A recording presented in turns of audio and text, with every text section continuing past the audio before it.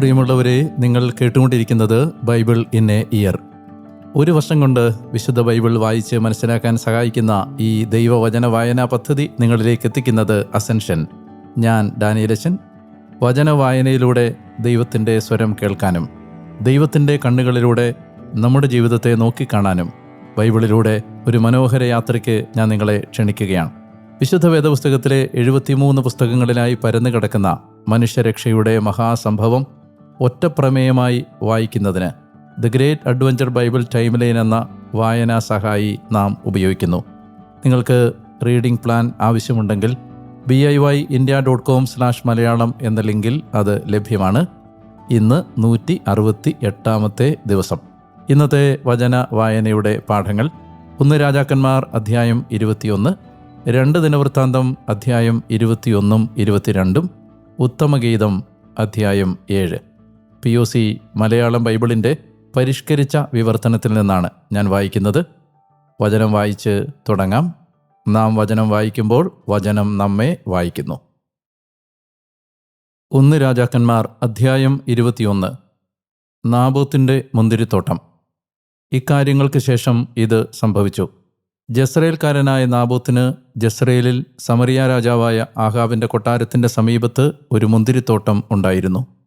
ആഹാബ് നാബോത്തിനോട് ഇപ്രകാരം പറഞ്ഞു: നിന്റെ മുന്തിരിത്തോട്ടം എനിക്ക് പച്ചക്കറിത്തോട്ടമായി തീരേണ്ടതിന് അതെനിക്ക് തന്നാലും. അതെൻ്റെ കൊട്ടാരത്തിൻ്റെ അടുത്താണല്ലോ. അതിന് പകരം ഞാൻ നിനക്ക് അതിനേക്കാൾ നല്ല ഒരു മുന്തിരിത്തോട്ടം തരാം. നിന്റെ ദൃഷ്ടികളിൽ തൃപ്തികരമെങ്കിൽ അതിൻ്റെ വില ഞാൻ നിനക്ക് പണമായി തരാം. നാബോത്ത് ആഹാബിനോട് പറഞ്ഞു: എൻ്റെ പിതാക്കന്മാരുടെ അവകാശം നിനക്ക് നൽകുന്നതിൽ നിന്ന് കർത്താവ് എന്നെ തടയട്ടെ. എൻ്റെ പിതാക്കന്മാരുടെ അവകാശം ഞാൻ അങ്ങേക്ക് നൽകുകയില്ല എന്ന് ജസ്രയേൽക്കാരനായ നാബോത്ത് പറഞ്ഞ വാക്ക് നിമിത്തം ആഹാബ് നീരസനും വിഷമിതനുമായി തൻ്റെ കൊട്ടാരത്തിലേക്ക് പോയി. അവൻ തൻ്റെ കട്ടിലിൽ മുഖം തിരിച്ചു കിടന്നു. അവൻ അപ്പം ഭക്ഷിച്ചതുമില്ല. അവൻ്റെ ഭാര്യ ജസബൽ അവൻ്റെ അടുത്ത് വന്ന് ചോദിച്ചു: എന്തുകൊണ്ടാണ് നിന്റെ അരൂപി നീരസപ്പെട്ടിരിക്കുന്നതും നീ ഭക്ഷണമൊന്നും കഴിക്കാത്തതും? അവൻ അവളോട് പറഞ്ഞു: ജസ്രയേൽക്കാരനായ നാബോത്തിനോട് സംസാരിച്ചപ്പോൾ ഞാൻ അവനോട് നിർദ്ദേശിച്ചു, നിന്റെ മുന്തിരിത്തോട്ടം എനിക്ക് വിലയ്ക്ക് തരിക. അല്ലെങ്കിൽ നിനക്കിഷ്ടമാണെങ്കിൽ അതിന് പകരം ഒരു മുന്തിരിത്തോട്ടം ഞാൻ നിനക്ക് തരാം. അപ്പോൾ അവൻ പറഞ്ഞു: എൻ്റെ മുന്തിരിത്തോട്ടം ഞാൻ നിനക്ക് തരികയില്ല. അവൻ്റെ ഭാര്യ ജസബൽ അവനോട് പറഞ്ഞു: നീ ഇപ്പോൾ ഇസ്രായേലിന് മേൽ ഭരണം നടത്തുകയല്ലേ? എഴുന്നേറ്റ് അപ്പം ഭക്ഷിക്കുക. നിന്റെ ഹൃദയം സന്തോഷിക്കട്ടെ. ജസ്രയേൽക്കാരനായ നാബോത്തിൻ്റെ മുന്തിരിത്തോട്ടം ഞാൻ നിനക്ക് തരും. അവൾ ആഹാബിൻ്റെ പേരിൽ പ്രമാണങ്ങൾ എഴുതി അവൻ്റെ മുദ്രമോതിരം കൊണ്ട് അവ മുദ്ര ചെയ്ത് ആ പ്രമാണങ്ങൾ നാബോത്തിനോടൊപ്പം അവൻ്റെ നഗരത്തിൽ താമസിച്ചിരുന്ന ശ്രേഷ്ഠന്മാർക്കും പ്രഭുക്കന്മാർക്കും അയച്ചു കൊടുത്തു. പ്രമാണങ്ങളിൽ അവൾ ഇപ്രകാരം എഴുതി: നിങ്ങൾ ഒരു ഉപവാസം പ്രഖ്യാപിക്കുവിൻ. നാബോത്തിനെ ജനത്തിൻ്റെ മുഖ്യസ്ഥാനത്ത് ഇരുത്തുകയും ചെയ്യുവിൻ. അവൻ്റെ അടുത്ത് നിങ്ങൾ നീചന്മാരായ 2 ആളുകളെ ഇരുത്തുവിൻ. അവർ ഇപ്രകാരം സാക്ഷ്യപ്പെടുത്തട്ടെ: നീ ദൈവത്തെയും രാജാവിനെയും ശപിച്ചിരിക്കുന്നു. അപ്പോൾ നിങ്ങൾ അവനെ പുറത്തു കൊണ്ടുവന്ന് കല്ലെറിയുവിൻ. അവൻ മരിക്കട്ടെ. അവൻ്റെ പട്ടണത്തിലെ ജനം അവനോടൊപ്പം അവൻ്റെ പട്ടണത്തിൽ താമസിച്ചിരുന്ന ശ്രേഷ്ഠന്മാരും പ്രഭുക്കന്മാരും ജസബേൽ തങ്ങൾക്ക് അയച്ചിരുന്ന പ്രകാരം, അതായത് അവൾ തങ്ങൾക്ക് അയച്ച പ്രമാണങ്ങളിൽ എഴുതപ്പെട്ടിരുന്നതുപോലെ പ്രവർത്തിച്ചു. അവർ ഉപവാസം പ്രഖ്യാപിക്കുകയും നാബോത്തിനെ ജനത്തിൻ്റെ മുഖ്യസ്ഥാനത്ത് ഇരുത്തുകയും ചെയ്തു. നീചന്മാരായ 2 ആളുകൾ വന്ന് അവന് സമീപം ഇരുന്നു. ജനത്തിൻ്റെ മുമ്പാകെ ആ ദുഷ്ടർ നാബോത്തിനെതിരെ ഇപ്രകാരം സാക്ഷ്യപ്പെടുത്തി: നാബോത്ത് ദൈവത്തെയും രാജാവിനെയും ശപിച്ചിരിക്കുന്നു. അപ്പോൾ അവർ അവനെ പട്ടണത്തിന് പുറത്തു കൊണ്ടുവന്ന് കല്ലെറിഞ്ഞു. അവൻ മരിച്ചു. അവർ ആളയച്ച് ജസബലിനോട് പറഞ്ഞു: നാബോത്ത് കല്ലെറിയപ്പെട്ടിരിക്കുന്നു, അവൻ മരിച്ചു കഴിഞ്ഞു. നാബോത്ത് കല്ലെറിയപ്പെട്ടെന്നും മരിച്ചെന്നും ജസബൽ കേട്ടു. അപ്പോൾ ജസബൽ ആഹാബിനോട് പറഞ്ഞു: എഴുന്നേറ്റ് നിനക്ക് വിലയ്ക്ക് തരാൻ ജസ്രയേൽക്കാരൻ നാബോത്ത് വിസമ്മതിച്ച മുന്തിരിത്തോട്ടം അവകാശപ്പെടുത്തുക. കാരണം നാബോത്ത് ജീവിച്ചിരിപ്പില്ല, അവൻ മരിച്ചു. ജസ്രയേൽക്കാരൻ നാബോത്ത് മരിച്ചെന്ന് ആഹാബ് കേട്ടപ്പോൾ നാബോത്തിൻ്റെ മുന്തിരിത്തോട്ടത്തിലേക്ക് ഇറങ്ങിച്ചെന്ന് അത് അവകാശപ്പെടുത്താനായി ആഹാബ് എഴുന്നേറ്റു. അപ്പോൾ തിഷ്ബ്യനായ ഏലിയായുടെ പക്കൽ കർത്താവിൻ്റെ വചനം ഇപ്രകാരം വന്ന് ഭവിച്ചു: എഴുന്നേറ്റ് സമറിയായിലുള്ള ഇസ്രായേൽ രാജാവ് ആഹാബിനെ കാണാൻ ഇറങ്ങിച്ചെല്ലുക. ഇതാ അവൻ നാബോത്തിൻ്റെ മുന്തിരിത്തോട്ടം അവകാശപ്പെടുത്താനായി അവിടേക്ക് ഇറങ്ങിച്ചെന്നിരിക്കുന്നു. നീ അവനോട് ഇപ്രകാരം സംസാരിക്കണം: കർത്താവ് ഇങ്ങനെ ചോദിക്കുന്നു, കൊലപ്പെടുത്തി നീ അവകാശപ്പെടുത്തിയോ? അവനോട് നീ ഇപ്രകാരം പറയണം: കർത്താവ് ഇങ്ങനെ അരുളി ചെയ്യുന്നു, നാബോത്തിൻ്റെ രക്തം നായ്ക്കൾ നക്കിയ സ്ഥലത്ത് നിന്റെ രക്തവും നായ്ക്കൾ നക്കും. ആഹാബ് ഏലിയായോട് ചോദിച്ചു, എൻ്റെ ശത്രുവേ, നീ എന്നെ കണ്ടെത്തിയോ? അവൻ പ്രതിവചിച്ചു, നിന്നെ ഞാൻ കണ്ടെത്തിയിരിക്കുന്നു. കർത്താവിൻ്റെ സന്നിധിയിൽ തിന്മ പ്രവർത്തിക്കാൻ നീ നിന്നെ തന്നെ വിറ്റിരിക്കുന്നതിനാൽ ഇതാ ഞാൻ നിന്റെ മേൽ തിന്മ വരുത്തുന്നു. നിനക്ക് ശേഷമുള്ളവരെ ഞാൻ അഗ്നിക്കിരയാക്കും. അടിമയോ സ്വതന്ത്രനോ ആയി ആഹാബിന് ഇസ്രായേലിലുള്ള പുരുഷന്മാരെ ഞാൻ അരിഞ്ഞുകളയും. നീ പ്രകോപനമുളവാക്കിയതും ഇസ്രായേലിനെ വഴിതെറ്റിച്ചതും മൂലം നിന്റെ ഭവനം ഞാൻ നാബോത്തിൻ്റെ പുത്രൻ ജെറോബോവാമിൻ്റെ ഭവനം പോലെയും അഹിയായുടെ പുത്രൻ ബാഷായുടെ ഭവനം പോലെയും ആക്കി തീർക്കും. കൂടാതെ ജസബലിനെക്കുറിച്ച് കർത്താവ് ഇപ്രകാരം അരുളി ചെയ്യുന്നു, ജസ്രയേലിൻ്റെ കോട്ടയ്ക്കകത്ത് ജസബലിനെ നായ്ക്കൾ ഭക്ഷിക്കും. പട്ടണത്തിൽ വെച്ച് മരിക്കുന്ന ആഹാബിൻ്റെ ബന്ധുവിനെ നായ്ക്കൾ ഭക്ഷിക്കും.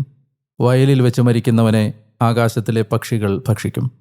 ഭാര്യയായ ജസബലിൻ്റെ പ്രേരണയാൽ കർത്താവിൻ്റെ ദൃഷ്ടികളിൽ തിന്മയായത് പ്രവർത്തിക്കാൻ തന്നെ തന്നെ വിറ്റ ആഹാബിനെ പോലൊരാൾ ഉണ്ടായിട്ടേയില്ല. ഇസ്രായേലിയരുടെ മുമ്പിൽ നിന്ന് കർത്താവ് തുരത്തിയ അമൂര്യർ ചെയ്തതെല്ലാം പോലെ വിഗ്രഹങ്ങളുടെ പുറകെ പോയി അവൻ വളരെ മ്ലേച്ഛമായി പ്രവർത്തിച്ചു. മേൽപ്പറഞ്ഞ കാര്യങ്ങളെല്ലാം ആഹാബ് കേട്ടപ്പോൾ അവൻ തൻ്റെ വസ്ത്രം കീറുകയും തൻ്റെ ശരീരത്തിൽ ചാക്കിടുകയും ഉപവസിക്കുകയും ചെയ്തു. അവൻ ചാക്കിൽ കിടക്കുകയും എളിമയോടെ വ്യാപരിക്കുകയും ചെയ്തു. അപ്പോൾ തിഷ്ബേനായ ഏലിയായുടെ പക്കൽ കർത്താവിൻ്റെ വചനം ഇപ്രകാരം വന്ന് ഭവിച്ചു, ആഹാബ് എൻ്റെ മുമ്പിൽ എളിമപ്പെട്ടത് നീ കണ്ടില്ലേ? അവൻ എൻ്റെ മുമ്പിൽ എളിമപ്പെട്ടതുകൊണ്ട് അവൻ്റെ നാളുകളിൽ ഞാൻ തിന്മ വരുത്തുകയില്ല. അവൻ്റെ പുത്രൻ്റെ നാളുകളിൽ അവൻ്റെ ഭവനത്തിന്മേൽ ഞാൻ തിന്മ വരുത്തും. 2 ദിനവൃത്താന്തം അധ്യായം 21. യഹോറാം. യഹോഷാഫാത്ത് തൻ്റെ പിതാക്കന്മാരോടൊപ്പം ശയിച്ചു. അവൻ തൻ്റെ പിതാക്കന്മാരോടൊപ്പം ദാവീദിൻ്റെ നഗരത്തിൽ സംസ്കരിക്കപ്പെട്ടു. അവൻ്റെ പുത്രനായ യഹോറാം അവൻ്റെ സ്ഥാനത്ത് ഭരണമേറ്റു. തൻ്റെ സഹോദരന്മാരായി അവനുണ്ടായിരുന്ന യഹോഷാഫാത്തിൻ്റെ പുത്രന്മാരായിരുന്നു അസറിയ, യഹിയേൽ, സഖറിയ, ഉസിയ, മിഖായേൽ, ഷെഫാത്തിയ എന്നിവർ. ഇവരെല്ലാവരും ഇസ്രായേൽ രാജാവായ യഹോഷാഫാത്തിൻ്റെ പുത്രന്മാരായിരുന്നു. അവരുടെ പിതാവ് വെള്ളി, സ്വർണം, അമൂല്യ വസ്തുക്കൾ എന്നീ വലിയ സമ്മാനങ്ങളും യൂദായിൽ കോട്ട നഗരങ്ങളും അവർക്ക് നൽകി. എന്നാൽ രാജഭരണം അവൻ യഹോറാമിന് നൽകി, കാരണം അവനായിരുന്നു ആദ്യജാതൻ. യഹോറാം തൻ്റെ പിതാവിൻ്റെ ഭരണത്തിലേറി കരുത്താർജിച്ചപ്പോൾ അവൻ തൻ്റെ എല്ലാ സഹോദരന്മാരെയും ഇസ്രായേൽ പ്രഭുക്കന്മാരിൽ ചിലരെയും വാളുകൊണ്ട് വധിച്ചു. തൻ്റെ ഭരണം ആരംഭിച്ചപ്പോൾ യഹോറാമിന് 32 വയസ്സായിരുന്നു. അവൻ ജെറുസലേമിൽ 8 വർഷം ഭരിച്ചു.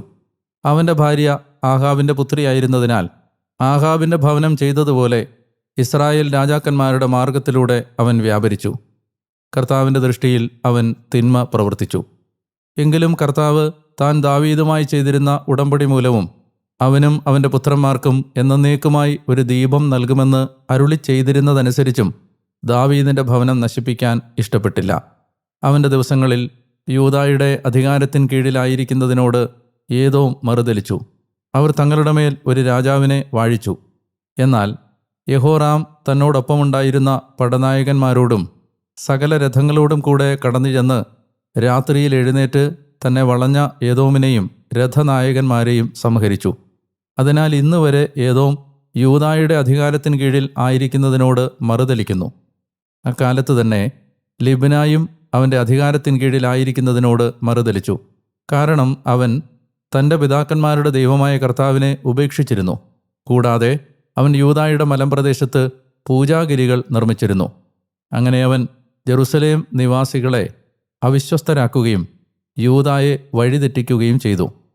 ഏലിയ പ്രവാചകനിൽ നിന്ന് അവൻ ഇപ്രകാരം ഒരു കത്ത് വന്നു.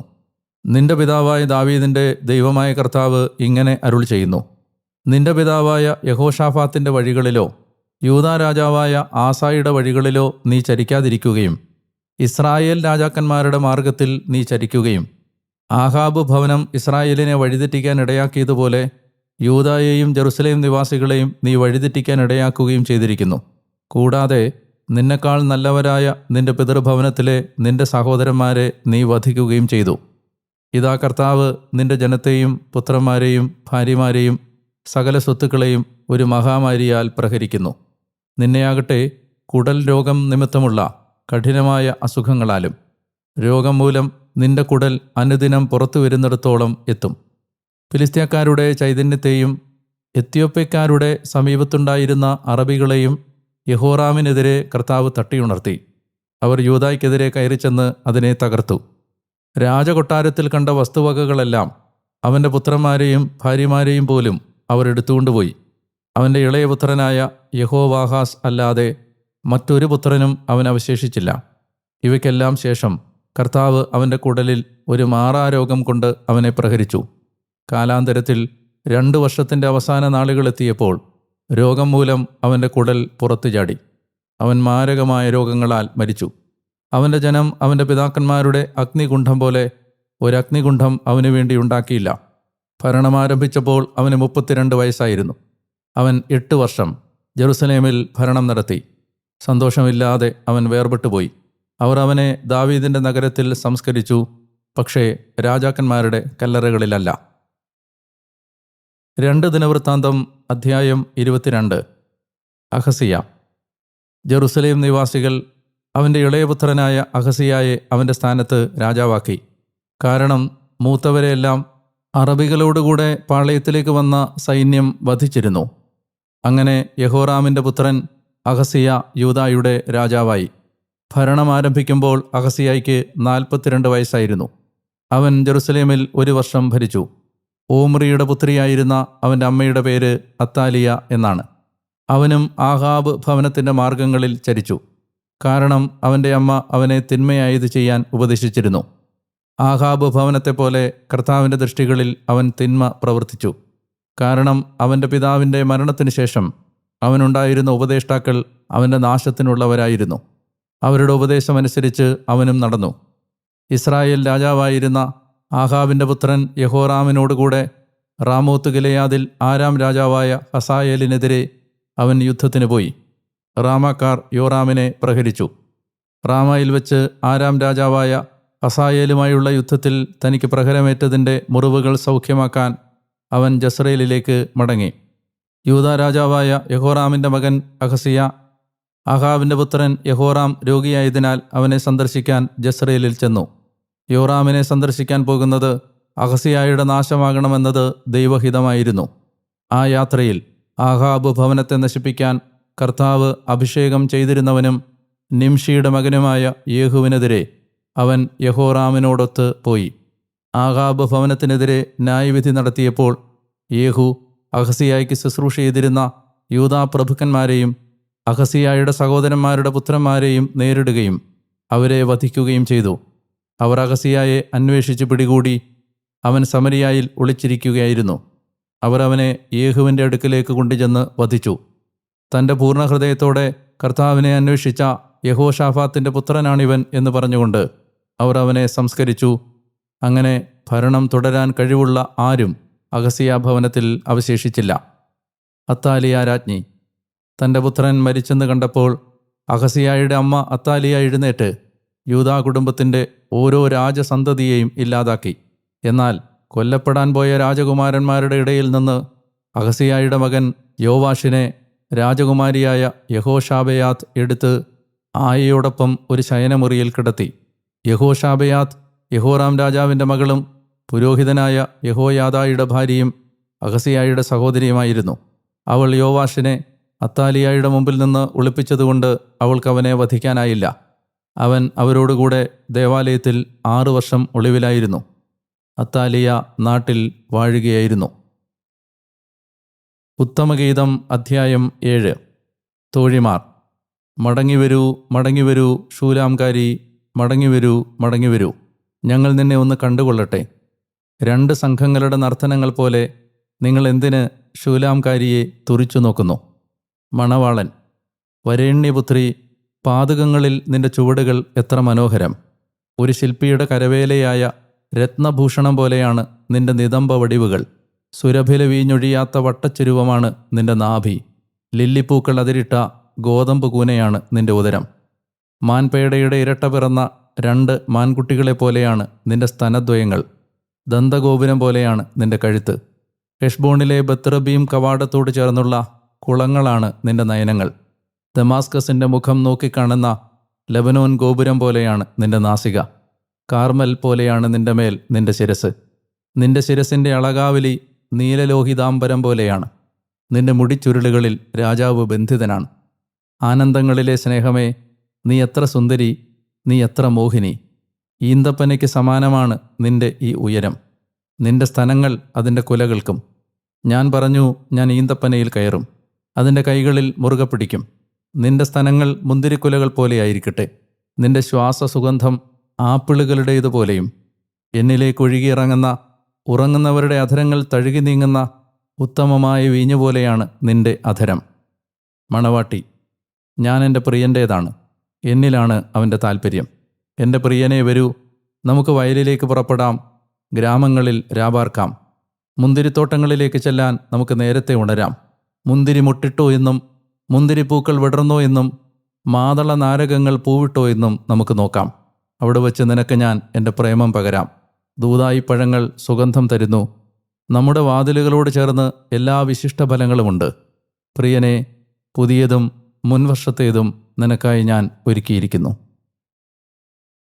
പ്രിയമുള്ളവരെ, 168-ാമത്തെ ദിവസത്തിലേക്ക് വചനവായന എത്തി നിൽക്കുമ്പോൾ നമുക്ക് വലിയ സന്തോഷമുണ്ട്, വലിയ ആനന്ദം നമ്മുടെ ഹൃദയത്തിൽ തീർച്ചയായും ദൈവം തന്ന ഈ മഹാദാനത്തെക്കുറിച്ച് ഉണ്ട് എന്ന് വളരെ സന്തോഷത്തോടെ നമ്മൾ ഈ ദിനങ്ങളെ കാണുന്നു എന്ന് മനസ്സിലാക്കുന്നതിൽ തീർച്ചയായും ഞാൻ ദൈവത്തിന് നന്ദി പറയുന്നു. നമ്മൾ രാജാക്കന്മാരുടെ 1-ാം പുസ്തകത്തിൽ ആഹാബിൻ്റെ കഥ തുടർന്ന് വായിച്ചപ്പോൾ അദ്ദേഹം വളരെ അധമമായ ഒരു പ്രവൃത്തി ചെയ്തുകൊണ്ടാണ് തൻ്റെ ജീവിതത്തിൻ്റെ അവസാന കാലങ്ങളിലേക്ക് പ്രവേശിക്കുന്നത്. ജസ്രയേൽക്കാരനായ നാബോത്തിന് തൻ്റെ പൈതൃകാവകാശമായി കിട്ടിയ മുന്തിരിത്തോട്ടം മോഹം കൊണ്ട് കീഴടങ്ങിയ, മോഹം കൊണ്ട് തളർന്നുപോയ ആഹാബ് കൈക്കലാക്കാൻ ആഗ്രഹിക്കുകയാണ്. നാബോത്തിന് ഈ മുന്തിരിത്തോട്ടം വിൽക്കാൻ കഴിയില്ല, കാരണം അത് അയാളുടെ പൈതൃക സ്വത്താണ്. ഇസ്രായേലിൽ അങ്ങനെ വസ്തുവകകളുടെ കൈമാറ്റം ദൈവം നിരോധിച്ചിരുന്നതാണ്. കാരണം ഭൂമി ആത്യന്തികമായി ദൈവത്തിൻ്റേതായിരുന്നു.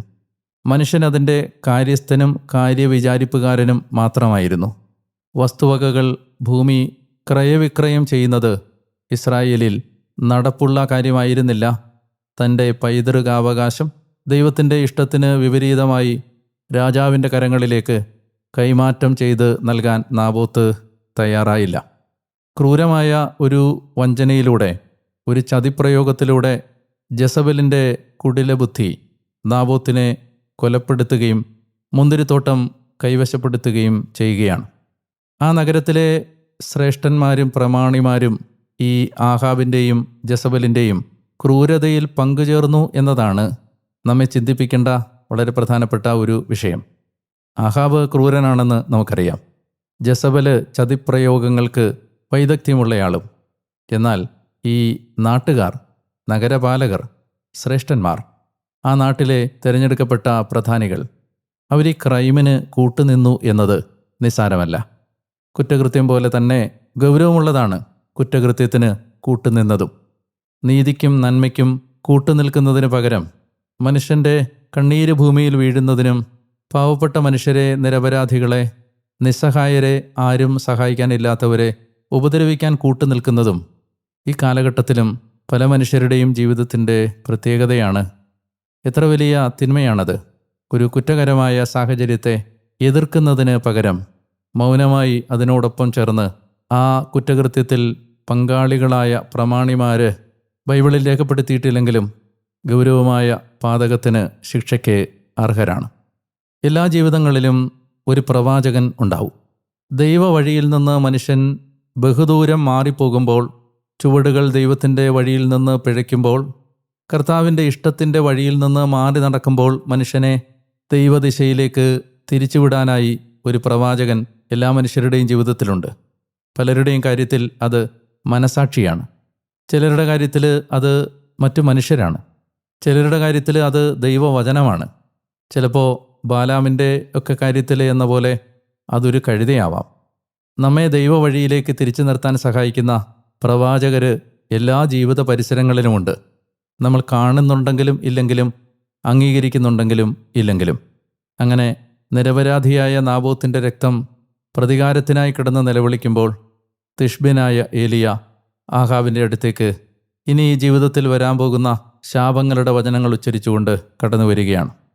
നിസ്സഹായൻ്റെ രക്തം പ്രതികാരത്തിനു വേണ്ടി നിലവിളിക്കുന്നു. ആഹാബിൻ്റെ കുടുംബം മുഴുവൻ നിരാധാരമാവുകയും തുടച്ചു മാറ്റപ്പെടുകയും ചെയ്യപ്പെടും എന്ന പ്രവാചക വചനങ്ങൾ ഏലിയ ഉച്ചരിക്കുകയും ചെയ്യുന്നു. ഒരു തെറ്റിൽ നിന്നും നമുക്ക് ഒളിച്ചോടാൻ കഴിയില്ല. ഒരു പാതകത്തിൻ്റെയും ഒരു പാപത്തിൻ്റെയും ഉത്തരവാദിത്വത്തിൽ നിന്ന് നമുക്ക് ഒളിച്ചോട്ടം ഇല്ല. യേശുക്രിസ്തുവിൻ്റെ രക്തത്താൽ കഴുകപ്പെടുക എന്നതല്ലാതെ പാപപരിഹാരത്തിനായി മാനവകുലത്തിൻ്റെ മനസാക്ഷിക്ക് മുമ്പിൽ മറ്റൊരു വഴി അവശേഷിച്ചിട്ടില്ല. ഇനി യൂദയായിലേക്ക് വരുമ്പോൾ ദിനവൃത്താന്ത പുസ്തകത്തിൽ യഹോഷാഫാത്തിൻ്റെ മരണത്തിന് ശേഷം മകനായ യഹോറാം ഭരണമേൽക്കുകയാണ്. ഇയാൾ ചെയ്ത പല തിന്മ പ്രവൃത്തികളുടെയും കൂട്ടത്തിലെ ഏറ്റവും മാരകവും ഗൗരവവുമായ തിന്മ ആഹാബിൻ്റെ മകളെ വിവാഹം കഴിച്ചു എന്നതാണ്. അത്താലിയ എന്നായിരുന്നു ആ സ്ത്രീയുടെ പേര്. ഇനി വരാൻ പോകുന്ന അടുത്ത ദിവസത്തെ വായനയിൽ കാണാം, ഈ സ്ത്രീയാണ് യൂദാ രാജാക്കന്മാരുടെ പരമ്പരയിലെ ഏക രാജ്ഞി. ജസബലിൻ്റെ മകൾ, ആഹാബിൻ്റെ മകൾ. ആ ക്രൂരതകളെല്ലാം തന്നിലേക്ക് ആവാഹിച്ച ഈ സ്ത്രീ രാജസ്ഥാനത്തിന് അവകാശവാദം ഉന്നയിക്കാനിടയുള്ള എല്ലാവരെയും കൊന്നുകളയുന്നതായി നമ്മൾ കാണുകയാണ്. ഇനി വരാൻ പോകുന്ന കഥയിലെ വില്ലനാണ് ഈ സ്ത്രീ. ഏലിയായുടെ ഒരു കത്ത് യഹോറാമിനെ തേടിയെത്തുകയാണ്.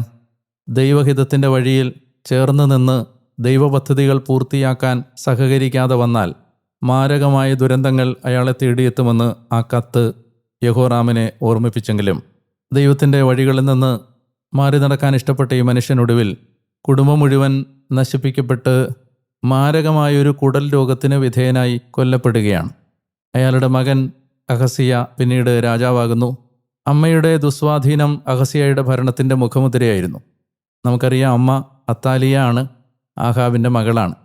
ആഹാബ് കുടുംബവുമായിട്ടുള്ള ഈ ബന്ധം അഹസിയായെ ഒടുവിൽ തൻ്റെ ജീവൻ നഷ്ടപ്പെടുന്ന അവസ്ഥയിലാണ് എത്തിക്കുന്നത്.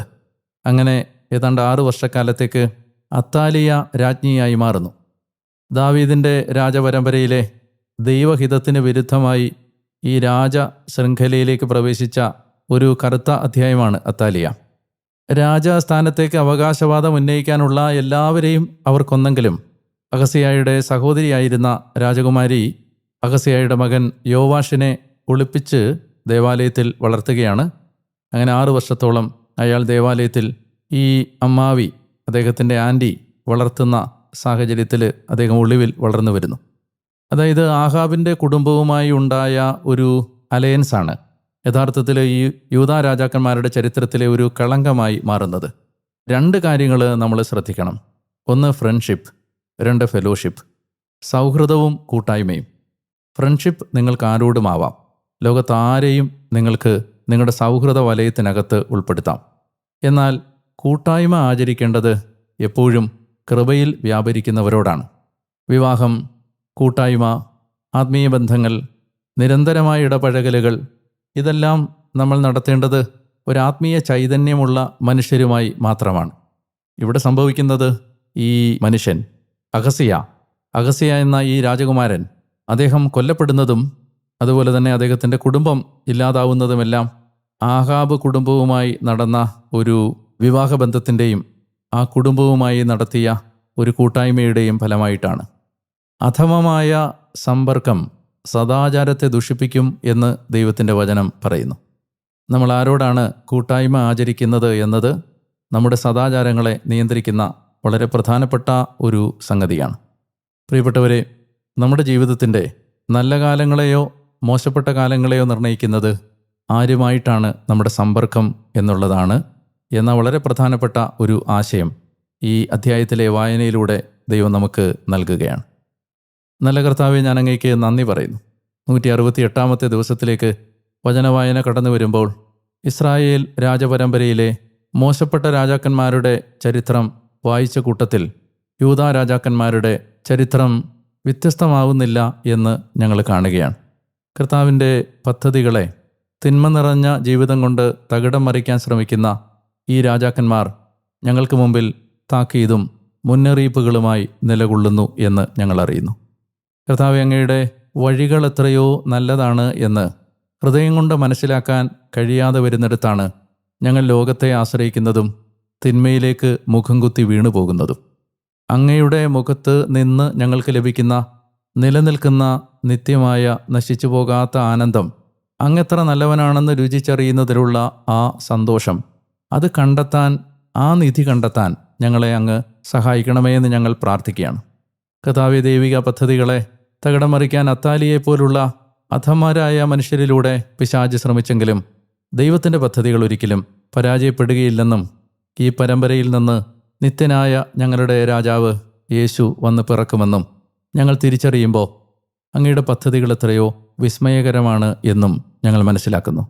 കർത്താവേ, ഇപ്പോൾ ഈ വചനവായനയിൽ പങ്കെടുത്ത് ഈ സ്വരം കേട്ടുകൊണ്ടിരിക്കുന്ന ഈ മകനെയും മകളെയും അങ്ങ് പ്രത്യേകം ഇപ്പോൾ ആശീർവദിക്കണമേ എന്ന് ഞാൻ പ്രാർത്ഥിക്കുന്നു.